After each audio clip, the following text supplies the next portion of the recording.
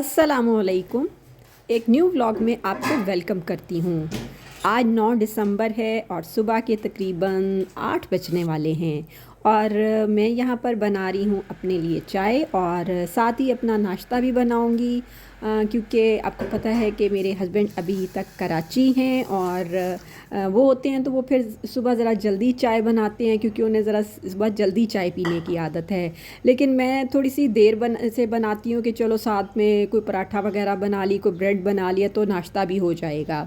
तो बस अब मैं इस वक्त अपने लिए नाश्ता बना रही थी और आज मेरा ना पराठा खाने को दिल कर रहा था और ये है कि साथ में ऑमलेट वगैरह, तो मैंने कहा चलो आज फिर जी ऑमलेट और साथ में पराठा बनाया जाए अपने लिए।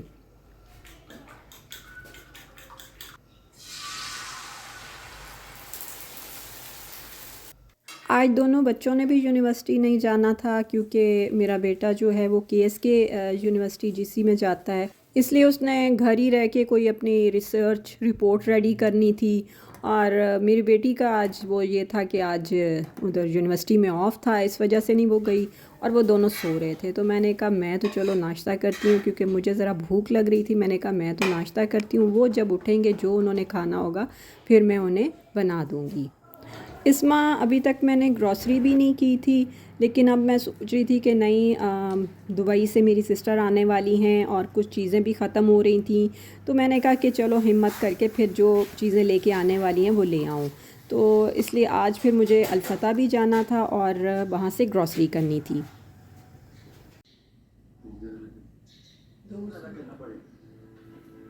नाश्ता करने के बाद मैंने सोचा कि बच्चों को भी उठा दूं, क्योंकि फिर क्लीनर ने भी जल्दी आ जाना था और थोड़ा मुझे आज घर में प्लम्बर का भी काम होने वाला था, तो मैंने कहा वो भी करवा लेंगे और जो है ना डस्टिंग वगैरह करके तो बस फिर जो है रेडी होके हम चले जाएंगे ग्रॉसरी करने के लिए।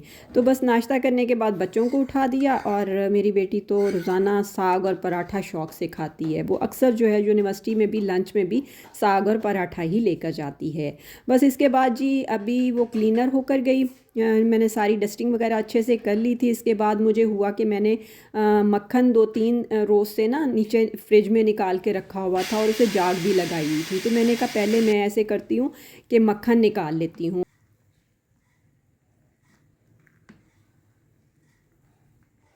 आज जो है ना बड़ा अच्छा और बड़ी जल्दी मक्खन निकल आया था। मैंने पहले थोड़ा सा ठंडा पानी डाला था और फिर साथ ही मैंने मलाई डालने के बाद थोड़ा गर्म पानी भी डाल दिया, जिसकी वजह से मक्खन बड़ी जल्दी निकल आया था।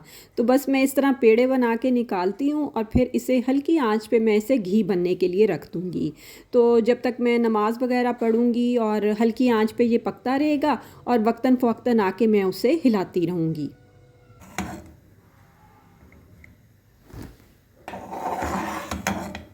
एक पेड़ा मैंने मक्खन का रख लिया था, मैंने कहा ये जो है ना फ्रिज में रख देती हूँ और कल जब मैं मूली वाले पराठे बनाऊँगी तो साथ में फिर फ्रेश मक्खन होगा तो बड़ा मज़ा आएगा।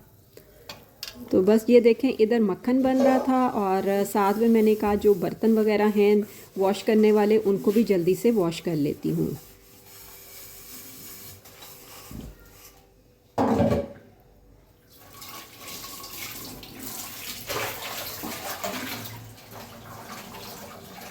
बस जब घी बन गया और ठंडा हो गया और अब मैं इसे बॉटल में डाल दूँगी।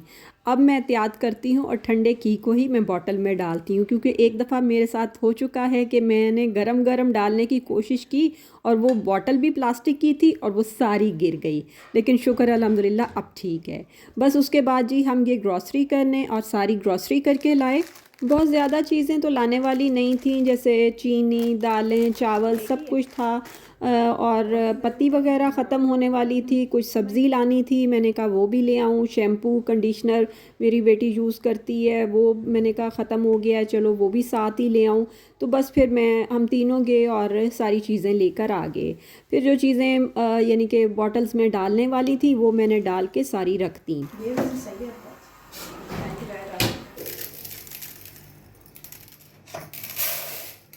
वापस आकर पहले तो मैंने सोचा कि चिकन आलू मटर बना लेती हूँ, फिर मैंने कहा क्यों ना चिकन आलू के वाले राइस ही बना लिए जाए, यानी कि पुलाव बना लिया जाए, वो जल्दी भी बन जाएगा।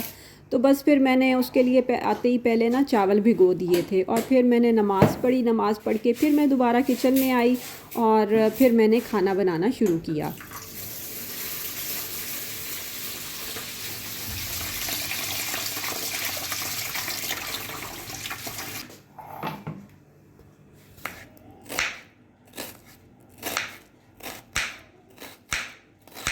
पुलाव के लिए सबसे पहले मैंने प्याज काट के ऑयल में शामिल कर लिए। अब उन्हें मैं अच्छा सा ब्राउन कलर दूंगी। साथ ही मैंने कुछ इसमें साबुत गरम मसाले भी शामिल कर दिए थे। और मैं थोड़ा पुलाव जो है ना वो चटपटा सा बनाती हूँ ताकि बच्चों को अच्छा भी लगे। देखो कंप्यूटर वाली ड्रॉर में तो नहीं रखती मैंने, इसलिए मैंने जो है ना अदरक लहसुन और साथ में 2-3 हरी मिर्चें ली थी, वो भी मैंने कूट के इसमें शामिल कर दी। और ये है कि इससे टेस्ट भी बड़ा अच्छा आएगा और थोड़ा पुलाव ना चटपटा हो जाएगा। बस मैंने थोड़ा सा पानी डाल के इसको ढक दिया ताकि प्याज का अच्छा सा कलर निकल आए, जिससे चावलों का रंग बड़ा अच्छा आता है। बस इनको थोड़ा सा मिक्स करने के बाद मैं 2 टमाटर लूँगी और वो इसमें काट के शामिल कर दूँगी। यहाँ पर टमाटरों से मुझे याद आया कि मेरी एक सब्सक्राइबर है, वो पूछ रही है कि आपने टमाटो प्यूरी कैसे बनाई। मैंने उनको लिंक तो भेज दिया, लेकिन वो कहती थी कि फ्रोज़न टमाटरों की आप टमाटो प्यूरी बनाएं। तो मैंने कहा मेरे पास अभी टमाटो जो है ना वो फ्रोज़न नहीं है, तो इस वजह से जब मैं इन्हें फ्रीज़ करूँगी फिर मैं बनाऊँगी तो फिर आपको ज़रूर दिखाऊँगी। बस जब वो टमाटर थोड़े से मिक्स हो गए फिर मैंने इसमें चिकन शामिल कर दिया था और थोड़ा सा मिक्स करने के बाद चिकन के साथ ही मैंने इसमें मसाले भी शामिल कर दिए। इसमें मैंने 2 चम्मच नमक के डाले थे, 1 चम्मच भर के मैंने कुटी लाल मिर्चों का शामिल किया था और आधा चम्मच मैंने इसमें पिसा गरम मसाला शामिल किया। अब मैंने चिकन को अच्छी तरह भून लेना है और जब चिकन भुन जाए फिर मैं इसमें आलू शामिल कर दूँगी। आपको पता है कि आलू चावलों का मज़ा दुबाला कर देते हैं, क्योंकि हम सबको आलू बहुत पसंद हैं। तो बस फिर मैं थोड़ा सा आलूओं के साथ मिक्स करूँगी और 3-4 चम्मच भर के फिर दही के शामिल करूँगी और दही के साथ भी इसको अच्छी तरह भून लूँगी। अब मैं इसमें कोई पानी वगैरह नहीं डालूँगी, दही और टमाटर के पानी में ही ये चिकन गल जाएगा। बस इसको हल्की आंच पे 15 मिनट के लिए ढक के रख दूँगी।